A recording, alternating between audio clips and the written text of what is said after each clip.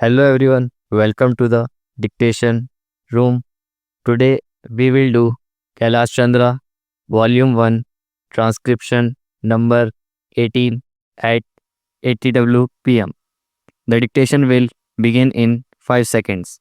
5, 4, 3, 2, 1, start. Mr. Vice Chairman, I wish the matter had not come up for discussion in this House in the form in which it has come because we will be discussing it appears the same subject more or less piecemeal in connection with the other two bills as well. What was necessary for the government in this connection was to provide for a general discussion on the report of the Finance Commission, the kind of thing that we have on such reports, and after hearing the views of the members here, they should have formulated a bill. Even if they had formulated the bill earlier, the bill should have been preceded by a discussion on the report. It would then have given us an opportunity of dealing with this rather important subject in our public finance and indeed in our national life. But now we are asked to treat this matter piecemeal and deal with the bill as it comes separately. I say, sir, this would not seem fair. It is true that we have had two other reports of the Finance Commission and that we have had certain opportunities of discussing the issues raised by the Finance Commission on previous occasions. But that should not have precluded a thorough discussion of the third report, more especially after the experience of the two 5-year plans, and generally also after the experience of the states in the matter of public finance and as regards relation between the states and the center. All I can say is that the government does not understand the magnitude of the problem or the urgency or the seriousness of the issues involved.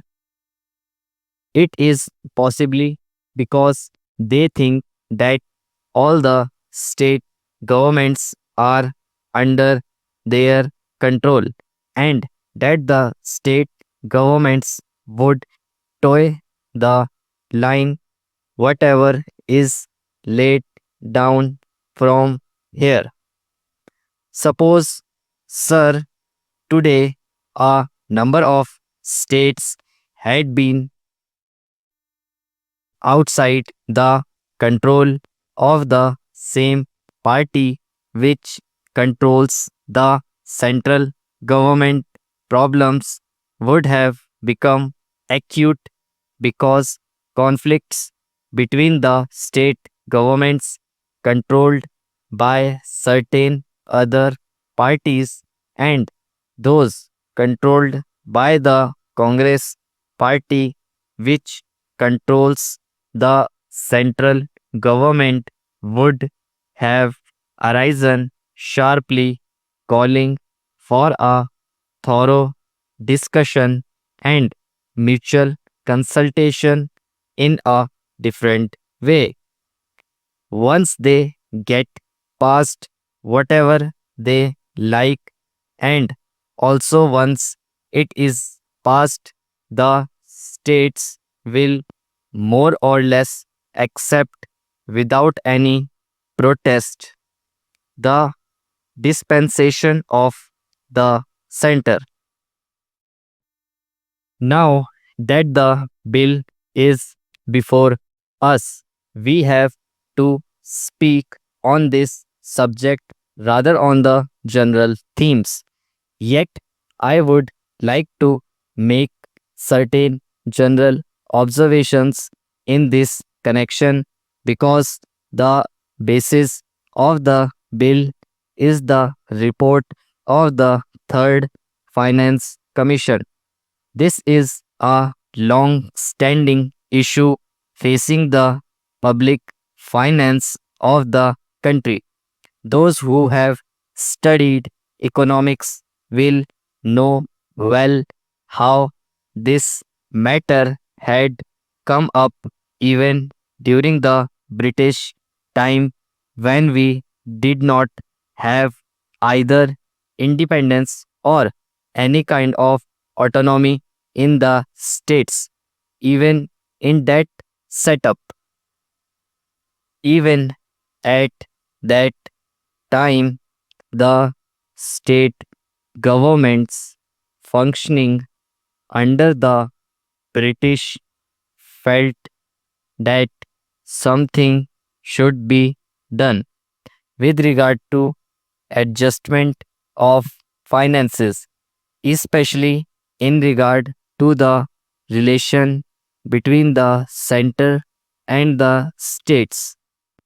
There had been a long standing controversy as to how the taxes, especially the income tax, should be divided between the center and the states.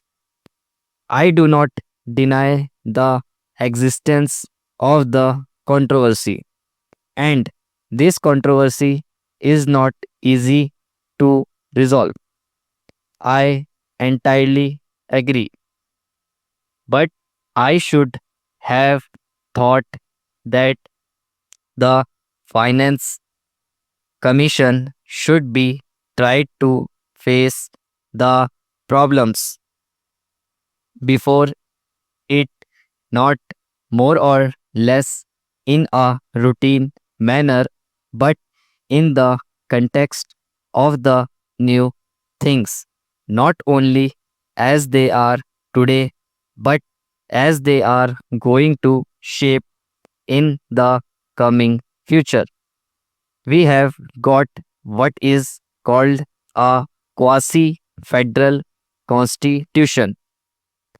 I do not say federal constitution, although the spirit is there, but a quasi federal constitution because most of the powers, many of the powers that should remain with the states are now in the hands of the central government.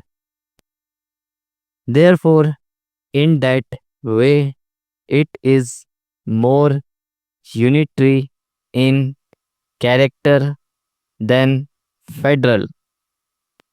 At the same time, structurally speaking, we have got the state assemblies, legislatures, state budgets, and so on.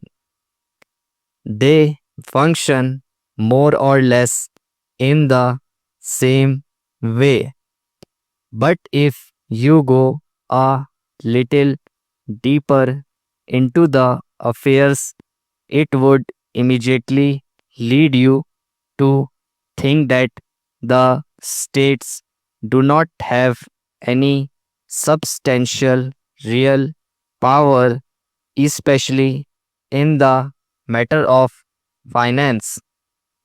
Perhaps at the time when the constitution was framed, this aspect did not figure any much in the minds of the makers of the constitution.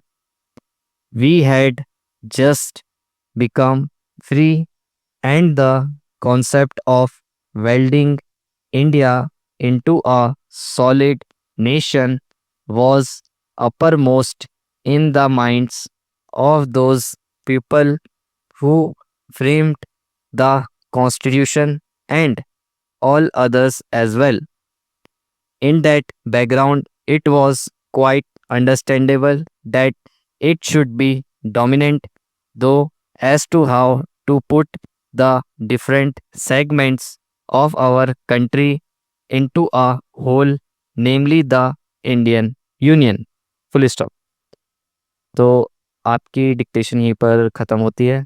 अगर आपको video अच्छा लगे तो इसे like कीजिए और channel subscribe कीजिए ताकि हम आपके लिए और भी वीडियोस ला सकें।